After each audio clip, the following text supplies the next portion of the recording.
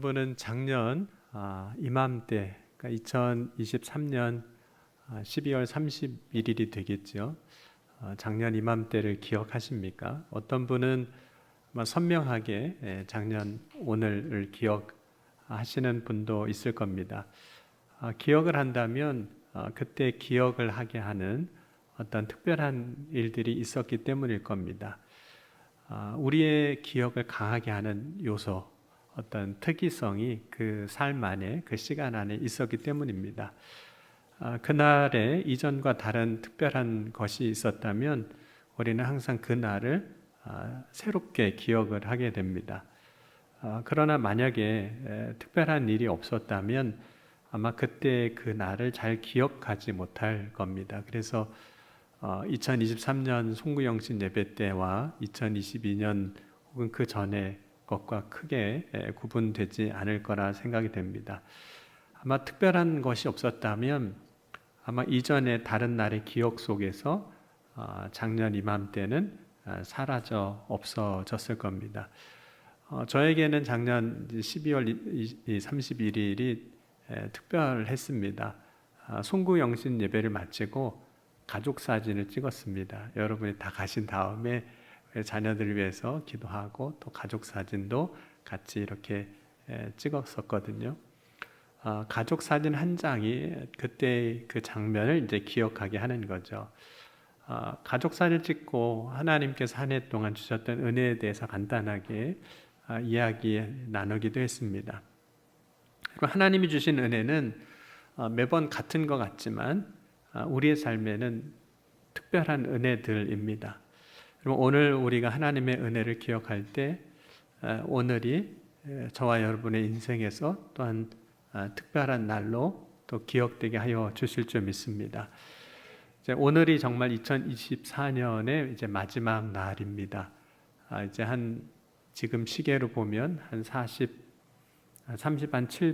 6분 정도 2024년이 남아 있습니다. 마지막이란 어떤 의미일까요? 마지막은 보통 이제 끝이라는 의미를 갖고 있습니다.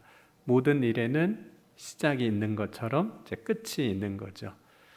끝은 그동안의 삶의 어떻게 보면 결과이기도 하고 또 그동안의 삶을 결산하게 되는 그런 순간이기도 합니다. 그래서 우리는 끝이라는 그 순간을 맞이할 때 우리의 지난 날들을 이제 돌아보게 되는 거죠. 그래서 오늘 이제 2024년도의 마지막 날을 통해서 우리는 2024년도를 이제 돌아보게 됩니다.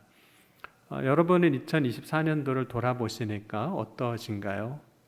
여러 가지 일들이 아마 있었을 겁니다. 물론 이 나라의 그 상황들, 최근에 있었던 12월 달에 있었던 여러 가지 혼란스럽고 또 충격적인 어지러운 그런 일들이 있습니다. 그 일들에 대해서 물론 여러 가지로 이제 생각을 하게 될 겁니다. 그런데 우리의 생각들을 돌아볼 때 우리가 기억해야 할 것이 있는데 그것은 한 해를 보내는 동안 주님은 항상 우리와 함께 하셨다는 사실입니다. 나의 삶의 길에서 때로는 그때 외로웠을 수도 있고 힘들었을 수도 있고 슬픈 시간을 보낼 수도 있지만 혹은 즐거운 시간을 보냈을 수도 있지만 주님은 우리와 늘 함께 하셨다는 사실입니다. 나의 삶의 길에서 주님은 성령으로 동행해 주셨다는 사실입니다.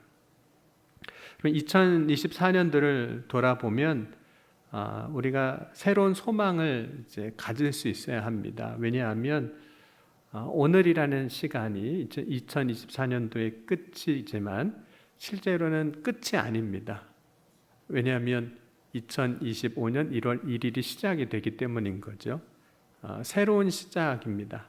여러분, 하나님은 항상 우리에게 새로운 시작을 주셨습니다. 그러니까 끝으로 끝나는 게 아니라 새로운 시작을 주신 거죠. 만약 끝으로 그냥 끝났다면 우리에게는 소망이 없을 겁니다. 그런데 새로운 시작을 주셨기 때문에 우리에게 소망이 있는 거죠. 여러분, 새로운 시작을 주신 주님을 기대하며 또 주님께 감사하며 2025년도를 시작할 수 있는 저와 여러분이 될 수 있기를 주의 이름으로 간절히 축원합니다. 우리가 새로운 새해를 시작하면서 무엇을 기대하고 소망할 수 있을까요? 어떤 하나님을, 우리와 늘 함께 하시는 그 하나님을 우리는 소망할 수 있을까요? 여러분, 하나님에 대한 고백을 통해서 우리가 기대할 수 있는 하나님의 모습 중에 하나가 오늘 함께 시편 23편을 읽었는데 나의 목자 되신다는 겁니다. 여러분은 하나님이 여러분의 목자가 되어 주시길 원하세요? 여러분, 우리는 우리의 삶을 이끌어 주실 주님을 기대하며 살아갑니다. 내 삶을 이끌어 주시길 기대하거든요. 그것이 가정에서든 혹은 일터에서든 내 삶을 좀 이끌어 주셨으면 하는 거죠. 여러분, 유대인들은 농경 문화가 아닌 사실 유목 문화에서 시작했습니다. 그러니까 아브라함 같은 경우를 보면 이제 양을 쳤던 거죠. 그리고 야곱도 요셉도 양을 치는 사람들이었습니다. 그래서 야곱 같은 경우에 이제 요셉이 애굽의 총리가 되었을 때 애굽으로 내려가서 그 70명의 가족이 살 때 바로 왕의 그 양을 치게 됩니다. 뿐만 아니라 이스라엘 백성들이 이제 애굽에서 종살이 할 때 그들을 이끌어내는 모세가 애굽을 떠나서 이제 이드로의 집에서 이드로의 양을 이제 치게 됩니다. 그래서 출애굽기 3장 1절에 보면 모세가 그의 장인 미디안 제사장 이드로의 양떼를 치더니 그 양떼를 광야 서쪽으로 인도하여 하나님의 산 호렙에 이르매, 이렇게 말씀합니다. 그래서 이스라엘의 그 역사적인 배경을 보면 이스라엘 백성들은 그 목축 문화에 익숙해져 있기 때문에 목자의 삶에 대해서 잘 알고 있습니다. 목자는 본래 어떤 사람이냐면 자기의 양을 지키는 사람입니다. 뿐만 아니라 자신의 양을 이제 돌보는 사람들이죠. 왜냐하면 그 짐승들, 그 양은 재산, 곧 기업이기 때문입니다. 이 당시에 이제 기업으로서의 양은 혹은 짐승은 우리가 생각하는 재산 그 이상의 가치를 갖고 있습니다. 왜냐하면 그 양은 광야에서 혹은 초장에서 생존의 문제하고 연결되어 있기 때문입니다. 그렇기 때문에 목자는 자신의 양을 굉장히 소중하게 이제 다루게 되는 거죠. 그래서 참된 목자의 모습 중에 하나가 다윗과 같은 사람이었습니다. 다윗이 이제 골리앗과 싸울 때 사울 왕에게 자신이 골리앗과 싸울 수 있는 이유를 설명하면서 이런 이야기를 합니다. 사무엘상 17장 34절 이후에 보면 다윗이 사울에게 말하되 주의 종이 아버지의 양을 지킬 때 사자나 곰이 와서 양떼에서 새끼를 물어가면 내가 따라가서 그것을 치고 그 입에서 새끼를 건져내었고 그것이 일어나 나를 해하고자 하면 내가 그 수염을 잡고 그것을 쳐 죽였나이다. 그래서 자신이 이 골리앗 앞에 이 전장에 나오기 전에 아버지의 양을 치면서 했던 일을 이제 이야기하는 거죠. 자신이 얼마나 그 양을 지키기 위해서 수고하고 애썼는지를 이야기하고 있습니다. 그때 다윗은 물론 아버지의 양떼이긴 했지만 그 양떼를 지키기 위해서 자신의 목숨도 아까워하지 않았습니다. 그렇다면 오늘 시편 기자는 시편 23편에 이렇게 고백합니다. 여호와는 나의 목자시니. 목자가 되시는 하나님은 우리를 위하여 어떻게 하실까요? 여러분, 하나님이 나의 목자가 되어주실 때 하나님은 우리를 위하여 어떤 것도 아까워하시지 않습니다. 심지어 자기의 목숨까지도 그러시는 거죠. 그렇게 하나님은 자기 아들을 독생자까지도 아까워하지 아니하고 내어주셨습니다. 로마서 8장 32절에 보면 자기 아들을 아끼지 아니하시고 우리 모든 사람을 위하여 내어주시니까 어찌 그 아들과 함께 모든 것을 우리에게 주시지 아니하겠느냐. 그러니까 하나님이 목자가 되어주실 때 우리를 위하여 아낌없이 내어주십니다. 그런데 그 내어주실 때 어느 정도일까? 하나님이 우리의 목자가 되어주실 때 생명만 지켜주시는 것이 아니라 우리의 삶에 부족함이 없이 채워주시는 거죠. 그러니까 여호와는 나의 목자시니 내게 부족함이 없으리로다. 그러니까 채워주심이 있어요. 하나님이 나의 목자가 되어 주신다는 것은 나를 채워 주신다는 거거든요. 그럼 목자는 먼저 양을 푸른 초장으로 인도합니다. 그리고 쉴 만한 물가로 인도하여 먹을 것을 채워주고 마실 것을 얻게 합니다. 곧 생명으로서 살아갈 필요한 것을 공급해 주는 거죠. 그게 채워주시는 거예요. 물론 우리는 살아가면서 그렇습니다. 이런 것이 더 하나님 필요합니다. 이렇게 구하죠. 그렇게 요구할 수도 있습니다. 그런데 하나님이 우리가 요구하는 것을 다 채워주시지는 않아요. 왜냐하면 우리가 구하는 것이 때로는 잘못 구하는 것도 많기 때문입니다. 우리가 구하는 것을 보면 사실은 많은 것이 욕심을 위하여 구할 때가 많습니다. 욕심을 위하여 구할 때 하나님이 그것을 채워주시지 않는 거죠. 그러면 하나님은 어떻게 채워주실까요? 하나님이 나의 목자가 되어주실 때 우리를 채워주시는데 어떻게 채워주실까요? 그럼 이스라엘 백성들이 광야 생활할 때 하나님은 그 이스라엘 백성들이 먹을 것을 이제 채워주셨습니다. 그런데 하나님이 그들에게 어떻게 채워주셨냐면 일용할 양식으로 채워주셨습니다. 그러니까 하나님이 주시는 것, 하나님이 채워주시는 것은 일용할 양식이에요. 여러분 우리가 기도할 때 잘 해야 되거든요. 여러분 기도할 때 여러분 주기도문 할 때 어떻게 기도하세요? 주님이 가르쳐 주신 기도로 하잖아요. 일용할 양식을 주옵시고. 아멘이시죠? 네, 일용할 양식만 주시면 안 되나요? 일용할 양식이란 어떤 의미냐면 그날에 필요한 양식을 달라는 거예요. 근데 우리는 보통 그날에 필요한 양식만으로는 안 됩니다. 한 달치는 있어야 되고 몇 달치는 있어야 돼요. 여러분 요즘은 쌀을 어디서나 다 살 수 있고 또 요즘 뭐 김장 안에도 뭐 종갓집이 있잖아요. 네, 거기서 다 사다 먹을 수 있는데 전에 섬기던 교회 이제 원로 장로님이 되셨는데 그분이 어느 날 연말에 저한테 그러시더라고요. 너무 든든합니다. 이렇게 얘기를 하시는 거예요. 그래서 뭐가 그렇게 든든하세요? 그랬더니 교회 오기 그 주에 김장을 다 해놨대요. 그리고 쌀을 다 사다 놨대요.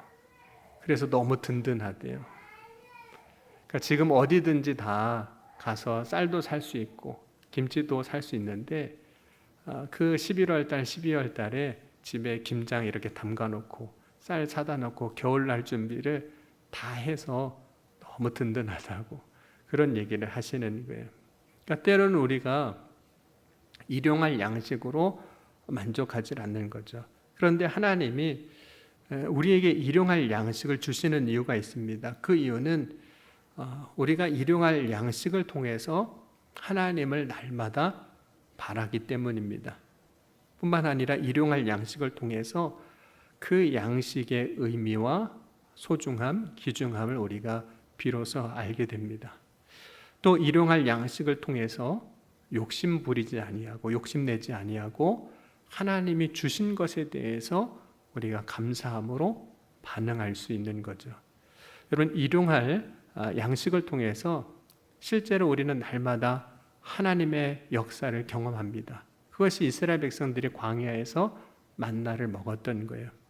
그래서 하나님이 주시는 은혜 안에 살아가고 있음을 일용할 양식으로 채워주시는 거죠. 여러분 지난 한 해를 이렇게 돌아보시니까 물론 일부러 다이어트 하느라고 안 먹는 날도 있었지만 어떠세요? 하나님이 그날 필요한 양식을 다 주셔서 그죠? 그날을 지나게 하시고 오늘에 이르게 하신 겁니다. 그러니까 여러분 지난 한 해를 돌아보면 하나님이 나의 모든 것을 채워주신 거예요. 채워주심의 은혜가 있었던 겁니다. 근데 하나님이 나의 목자가 되어주실 때 우리가 경험하는 것은 채워주심만 있는 것이 아니라 인도하심에 대한 은혜가 있습니다. 여러분 사실 우리가 가야 할 길을 아는 것 같지만 실제로는 잘 모르고 갑니다. 그러니까 우리가 가는 걸 아는 것 같아요. 근데 사실은 모르고 있는 거예요. 그리고 이사야 53장 6절에는 이렇게 말씀하고 있습니다. 우리는 다 양 같아서 그릇 행하여 각기 제 길로 갔거늘. 그릇 행하여 각기 제 길로 갔다는 거예요. 여러분, 실제로 우리의 인생길에서 어디로 가야 할지 모르고 살아가는 경우가 많습니다. 그래서 각각 자기 방식대로 살아가요. 그러다 보니까 방황하기도 하고, 그러다가 때로는 제자리로 돌아오기도 하고, 그래서 처음부터 다시 출발하는 경우도 많습니다. 사업도 그렇고 우리 인생도 그렇습니다. 물론 사람들은 방황하다가 다시 제자리로 돌아오는 것을 실패라고 세상은 정의하기도 합니다. 그러나 그것을 다 실패라고만 정의할 수는 없습니다.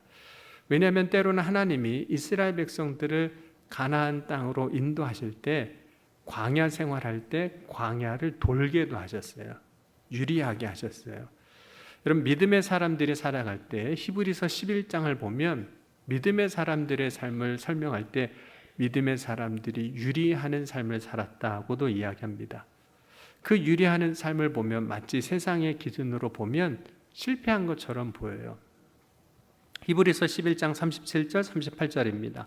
돌로 치는 것과 톱으로 켜는 것과 시험과 칼로 죽임을 당하고 양과 염소의 가죽을 입고 유리하여 궁핍과 환난과 학대를 받았으니 이런 사람은 세상이 감당하지 못하느니라. 그들이 광야와 산과 동굴과 토굴에 유리하였느니라. 물론 세상적 기준으로 보면 방황하는 것처럼 보이지만 믿음의 사람의 삶이 방황한 것은 결코 아닙니다. 그들은 오직 하나님을 향하여 온전하게 나아가고 있었던 거예요. 여러분, 믿음의 사람들의 삶의 모습이 때로는 흔들리는 것 같지만 그것은 흔들리는 것이 아니라 하나님의 섭리 안에서 때로는 춤추는 것이기도 합니다. 곧 하나님의 인도하심과 섭리라는 박자에 맞추어 움직이는 몸짓이 되는 거죠. 그럼 하나님이 나의 목자가 되실 때 우리가 경험하며 고백하는 것 중에 하나가 채워주심이거든요.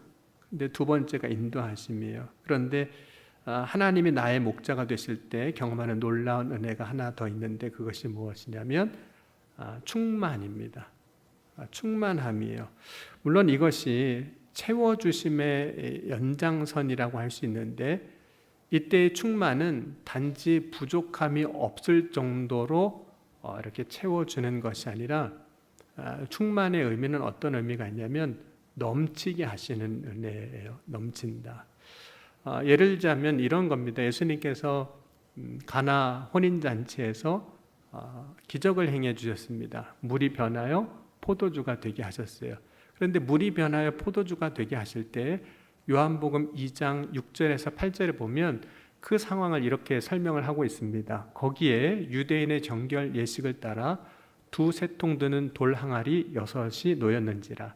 예수께서 그들에게 이르시되 항아리에 물을 채우라 하신즉 아기까지 채우니 이제는 떠서 연회장에게 갖다 주라 하심에 갖다 주었더니.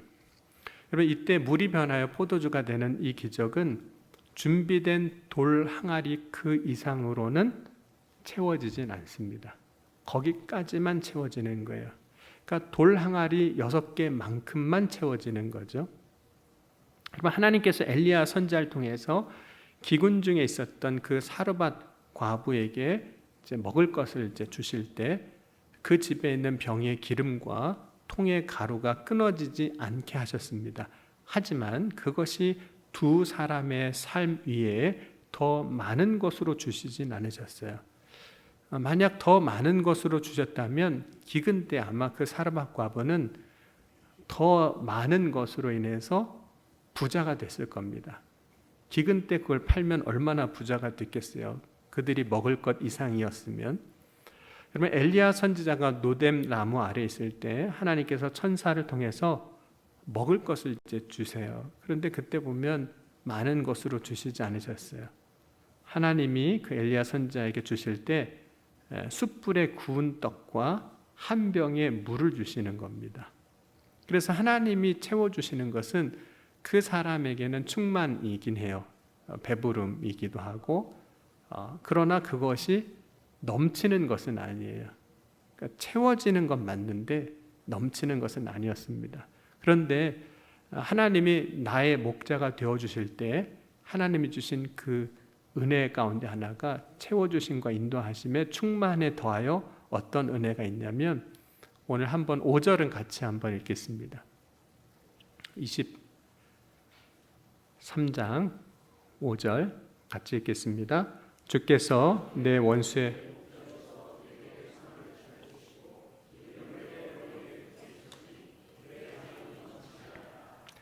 여기서 이제 시편 기자가 이런 고백을 합니다. 내 잔이 넘친다 이렇게 고백하거든요.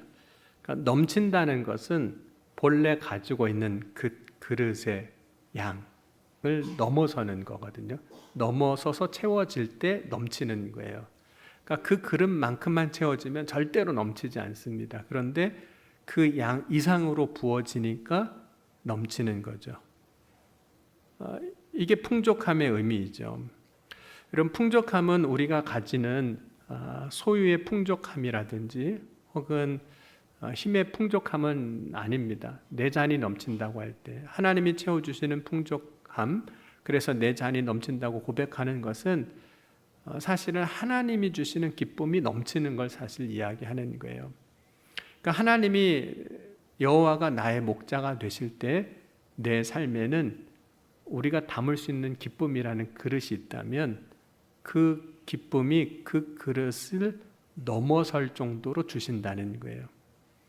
그래서 그 기쁨이 넘친다는 것은 하나님이 나에게 주시는 그 기쁨으로 인해서 내가 담을 수 있는 그릇이 있는데, 한계가 있는데, 그것이 넘침으로 인해서 다른 사람에게까지 흘러간다, 전하여진다, 그런 의미입니다. 그러니까 예수님께서 나를 믿는 자는 그 배에서 생수의 강이 흘러나오리라 이렇게 말씀하셨거든요. 그러니까 생수의 강이 흘러나오는 게 넘치는 거예요. 거기만 우리가 그릇이 있어서 채우는 게 아니라 흘러나오는 거거든요. 여러분, 배에서 생수의 강이 넘치는 것은 성령으로 말미암아 기쁨이 넘치는 삶을 살아가는 겁니다. 여러분, 우리는 하나님이 우리의 정말 목자가 되시고 우리의 삶의 인도자가 되실 때 우리의 소유가 많아져서 기쁨이 넘칠 거라고 생각할 때도 있어요. 여러분, 예수님께서 비유로 말씀하실 때 한 부자가 밭에 소출이 이제 풍성해짐으로 인해서 이제 곡식 쌓아둘 곳이 없자 곡간을 헐고 크게 짓습니다. 그리고 나서 거기에 곡식을 다 넣어두면서 이런 이야기를 합니다. 영원하 여러 해 쓸 물건을 많이 쌓아두었으니 평안히 쉬고 먹고 마시고 즐거워하자. 그러니까 이게 넘치는 거예요. 그러니까 여러 해 쓸, 일용할 게 아니라 여러 해 쓸 걸 쌓아두었으니까, 그러면서 이야기하기를 즐거워하자 이렇게 이야기를 합니다. 그럼 많은 것을 소유할 때, 넘치도록 소유할 때 그것을 가지고 잠깐 기뻐할 수 있습니다. 그런데 그것이 진정으로 내 영혼을 기쁘게 할 만한 것이 되지는 못합니다. 여러분, 어떠실 것 같으세요? 지금 집에 한 1,000억쯤 있으면 기쁠까요? 1,000억쯤 있으면 기쁠 겁니다. 그죠? 그걸로 이것도 할 수 있고 저것도 할 수 있고. 그런데 진짜 1,000억 있으면요, 겁납니다. 누가 그걸 알고 올까봐 어디 밖에도 못 나가는 겁니다. 기쁜 줄 알았는데 별로 기쁘지 않아요. 전에 이제 지방에서 이렇게 섬기면서 일을 할 때, 젊은 목회자였을 때 이제 회계를 맡았습니다.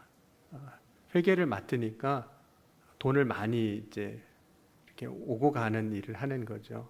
그리고 목회자들 성지순례에 갔을 때도 회계를 맡았습니다. 그러니까 여행 경비를 제가 다 이제 가지고 가게 됐어요. 여행사가 중간에 들어오지 않아서 프랑스 갔을 때입니다. 몽마르트 언덕에 올라가는데 거기 주의사항이 그겁니다. 소매치기 조심하라고. 그때 저와 아내는 꼭 붙잡고 갔습니다. 왜냐하면 제 옷 안주머니에 여행 경비가 다 들어있는데 소매치기 당할 것 같은 거예요. 그래서 둘이 꼭 붙잡고 그 목마르던 언덕에 올라갔다 내려왔거든요. 뭘 보고 왔는지 모르겠어요. 그냥 그거 붙잡고 가느라고. 그러니까 돈이 있는 게 좋은 것 같은데 때로는 그것이 꼭 좋은 것만은 아닌 거죠. 소유로 인해서 우리는 잠깐 기뻐할 수 있습니다. 그런데 그것이 진정으로 내 영혼을 기쁘게 할 만한 것은 되지 못합니다. 오히려 많은 소유로 인하여 우리는 근심할 수 있습니다. 그러면 아브라함과 조카 롯이 애굽에 내려갔다 올라오면서 하나님께서 그들에게 복을 주셔서 많은 소유로 나오게 하셨습니다. 그래서 창세기 13장 보면 가축과 은과 금과 및 소유가 풍부해졌더라 이렇게 말씀합니다. 그런데 아브라함은 조카 롯과 소유가 풍족함으로 인해서 오히려 동거하지 못하게 되고 다투게 되고 결국은 갈라서게 됐습니다. 성경은 소유가 많음으로 동거할 수 없다라고 이야기를 해요. 소유의 넉넉함이 기쁨이 될 수가 없는 겁니다. 그렇다면 하나님께서 넘치게 하신다는 그것은 무엇일까요? 여호와가 내 목자가 되시면 내 잔이 넘친다고 하셨는데 도대체 뭘 넘치게 하시느냐 하는 거죠. 그것은 정말로 우리가 하나님을 믿을 때 하나님이 주시는 기쁨이 있습니다. 우리가 정말로 하나님을 믿을 때 하나님이 주시는 감사가 있어요. 여러분 골로새서 2장 6절과 7절 보면 이렇게 말씀하고 있습니다. 그러므로 너희가 그리스도 예수를 주로 받았으니 그 안에서 행하되 그 안에 뿌리를 박으며 세움을 받아 교훈을 받은 대로 믿음에 굳게 서서 감사함을 넘치게 하라. 그러면 감사함을 넘치게 하라 이렇게 말씀해요. 여러분 우리가 믿음 안에 있으면 하나님은 우리에게 감사를 알게 하세요. 기쁨도 알게 하세요. 그런데 그냥 기뻐하고 감사하는 게 아니라 넘치게 하라는 거예요. 넘치게. 여러분 우리가 신앙생활하면서 경험하는 많은 일들 가운데 또 만나는 어떤 상황들 가운데 이런 고백을 할 때가 있습니다. 그래 감사하자. 맞아 감사한 거지. 이렇게 고백이 될 때가 있어요. 그런데 여러분 그래 감사하자. 그래 감사한 거지 정도가 아니라 감사가 넘친다는 거예요. 여러분 넘쳐서 그것이 다른 사람에게 전하여지고 흘러간다는 거예요. 여러분 넘치면 반드시 흘러가게 되어 있습니다. 넘침은 흘러감이 있어요. 여러분 넘치는데 어떻게 흘러가지 않을 수가 있겠습니까?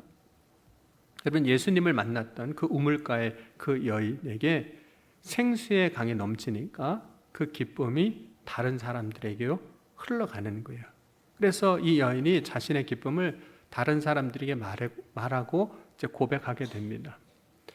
여러분 2025년 우리가 나의 목자가 되시는 하나님을 신뢰하고 믿을 때 주님은 분명히 우리의 삶에 주님이 주시는 그 놀라운 은혜로 말미암아 내 잔이 넘치게 하여 주실 줄 믿습니다. 그렇게 역사하실 주님을 기대하는 2025년도 새해가 될 수 있기를 주의 이름으로 간절히 축원합니다. 여러분 하나님이 주시는 것이 넘칠 때 우리가 할 수 있는 것이 있어요. 여러분 오늘 이제 6절 한번 같이 보겠습니다. 시편 23편 6절입니다. 내 평생에 선하심과 인자하심이 반드시 나를 따르리니 내가 여호와의 집에 영원히 살리로다. 아멘. 하나님이 우리를 넘치게 하실 때 시편 기자는 뭐라고 고백하냐면 내가 하나님의 집에 영원히 살 수 있을 것 같습니다. 이런 고백을 하는 거예요. 하나님의 집에 산다는 건 이렇게 우리의 신앙의 언어로도 표현할 수 있습니다. 날마다 하나님 앞에 나와서 예배할 수 있을 것 같습니다. 날마다 기도할 수 있을 것 같습니다. 날마다 찬송하며 사는 게 너무 좋을 것 같습니다. 이런 고백이기도 해요. 그리고 예수님과 함께 변화산에 올라갔던 베드로가 예수님이 영화로운 모습으로 변형되시는 것을 보고 너무 좋았어요. 그때 체험한 은혜가 너무 좋아서 베드로가 그 산에 초막 셋을 짓고 여기서 살겠습니다 라고 고백할 정도예요. 그러니까 기쁨이 너무 넘치니까 그냥 초가집 짓고도 여기서 있을 수 있을 것 같다는 거예요. 여러분, 우리가 주님이 나의 목자 되심을 믿을 때 우리는 그때 비로소 충만하게 하시는 은혜로 인하여 기뻐하고 감사하는 일이 정말 넘치는 삶을 살아가게 됩니다. 그때 우리는 예배하는 게 힘들지 않고 기쁨이 되고 믿음으로 살고 말씀으로 사는 것이 어려운 것이 되는 것이 아니라 감사가 되는 은혜를 경험하게 되는 거죠. 내 안에 넘치게 하는 것들이 있으면 그런 것들이 이제 가능해지는 겁니다.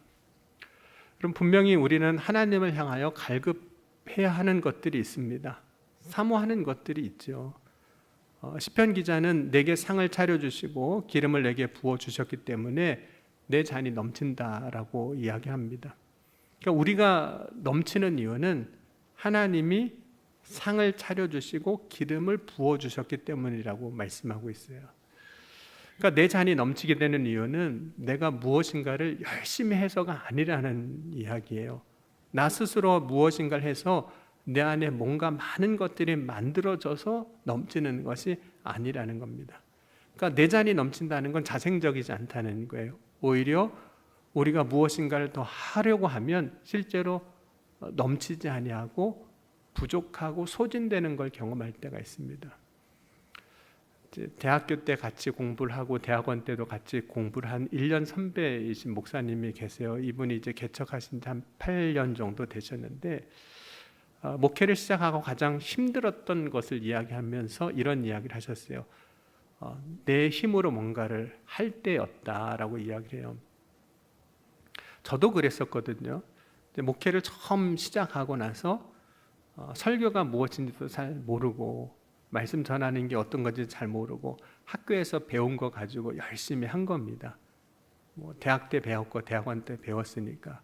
근데 학교에서 배운 거 가지고 해보니까 6개월 지나니까 다 떨어졌어요. 더 할 얘기가 없을 것 같아요. 설교를 못할 것 같은 거예요. 도대체 이제 설교를 어떻게 해야 되는지 주일이 오는 게 이제 두려운 거예요. 왜냐하면 내가 갖고 있는 내 거는 이미 다 써버렸어요. 이 목사님도 개척한 후에 이제 8년이 됐는데 개척할 때 얼마나 마음이 뜨거우셨겠어요. 그래서 개척한 그 주부터 40일 특별 새벽 기도회를 시작했습니다. 40일 특별 새벽 기도를 시작해서 1년에 8번씩 했대요. 48에 30이 매일 한 겁니다. 그것을 이제 8년 가까이 하셨다는 거예요. 그래서 어느 순간 정말 번아웃이 되셨어요. 그런데 얼마 전에 다시 만났는데 그분이 그러시는 거예요. 저한테 박 목사 나 다시 특세 시작했어 그러시는 거예요. 40일 특세 다시 시작했다고. 그래서 아니 그거에서 너무 힘드셨다면서요. 그랬더니 맞아 그때는 내가 어떻게 해보려고 막 할 때는 너무 힘들었어. 그때는 마치 목회가 무엇과도 같다고 고백하셨냐면 자전거 페달 밟는 것 같았어. 여러분 자전거 페달은 밟으면 안 넘어지고 달리는데 안 밟으면 넘어지는 거예요. 그러니까 내가 안 밟으면 안 될 줄 알았던 거예요. 넘어질 줄 알았던 거예요. 그래서 번아웃이 된 거예요. 그런데 다시 시작했다고 하시면서 뭐라고 이야기하시냐면 이제는 내가 내 힘으로 하지 아니하고 주님이 주시는 은혜로 하기로 했어. 다시 시작했어 라고 이야기를 하시는 거예요. 근데 그때 그분이 이야기하는 그 이야기에서 전과 너무 다른 걸 발견했어요. 그때는 40일 특세하는데 너무 힘들어 죽겠다고. 페달 안 밟으면 넘어지는 이 목회 어떻게 해야 되는지 모르겠다고 하셨는데 지금은 다시 40일 특세를 시작했는데 그 40일 특세를 시작하셨다고 이야기하면서 너무 좋다는 거예요. 똑같은 일을 하는데 전에는 내가 나 스스로 뭔가 할 때는 소진되고 아무것도 남지 않았지만 주님이 주신 은혜로 할 때에는 그 안에 내 잔이 넘치나이다 고백하면서 이야기해 주신 걸 듣고 저도 큰 힘을 얻었습니다. 여러분 오늘 우리가 해야 할 것은 내 잔을 넘치게 하시는 주님을 바라보고 소망하는 겁니다. 여러분 우리의 힘으로는 소진되고 없어질 겁니다. 그런데 주님이 채워주실 때는 넘쳐 흘러가게 하실 겁니다. 2025년도 여호와는 나의 목자시니 내게 부족함이 없게 하시는 그 놀라운 은혜, 채워주심과 인도하심과 풍족하게 하여 주실 때 내 잔이 넘치게 하시는 그 놀라운 은혜를 함께 누리며 고백하는 새해가 될 수 있기를 주의 이름으로 간절히 축원합니다. 오늘 이 시간 잠시 우리 말씀 붙잡고 함께 기도하시겠습니다. 기도하실 때 주님, 내 잔이 넘치는 놀라운 은혜를 주님 부어 주시옵소서. 주님께서 우리 삶을 인도하시고 이끌어 주실 때 풍족하게 하시고 채워주시고 역사하실 것을 믿습니다. 그렇게 역사하실 주님을 소망하며 나아가게 하여 주옵소서. 이 시간 함께 기도하시겠습니다. 지금도 살아계시고 역사하신 하나님 아버지 감사합니다. 오늘 한 해를 돌아보고 새해를 소망할 때 나의 목자 되신 주님을 바라보며 소망하게 하여 주옵소서. 새해를 소망할 때 하나님 주신 놀라운 은혜 가운데 승리의 삶을 살아갈 수 있도록 주님 역사하여 주옵소서. 이전에 주님께서 오늘도 예배하는 모든 사람 가운데 풍족하게 하시고 채워주시고 넘치게 하시는 그 주님을 바라보며 나아갈 수 있도록 인도하여 주옵소서. 사랑의 주님 감사합니다. 나의 목자 되신 주님을 바라고 소망합니다. 새해에는 넘치게 하시는 풍족하게 하신 주님의 은혜 가운데서 날마다 감사와 기쁨이 넘치는 복된 삶이 되게 하여 주옵소서. 능히 역사하시고 이루어 주실 것을 믿사오며 예수님의 이름으로 간절히 기도하옵나이다. 아멘.